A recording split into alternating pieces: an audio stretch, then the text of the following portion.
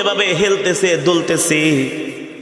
একজন এত সুন্দর মানুষ, তার চেহারাটা লাল হয়ে গেছে, শরীর থেকে ঘাম ঝরতেছে, মনে হয় প্রতিটি ঘামের ফোঁটা থেকে জান্নাতের খুশবু বের হচ্ছে। আল্লাহু আকবার। আমি বারবার আল্লাহর নবীর চেহারার দিকে তাকাই আর আমি অবাক হয়ে যাই। কিন্তু যখন আজান দিবে দিবে আমি লাফ দিয়া উঠে গেলাম। উঠে গিয়ে আমি নবীজির হাত মুবারক ধরলাম।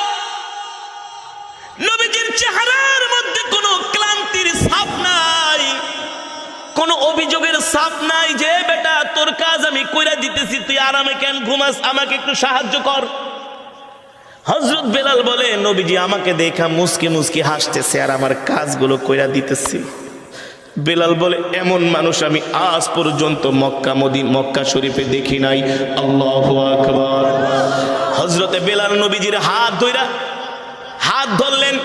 ধরার পরে দেখতেছেন জাতা পিষ্টে পিষ্টে। আমার নবী তো এত শক্ত কাজ করে নাই, নবীজির হাতের মধ্যে ঠোসকা পড়ে গেছে।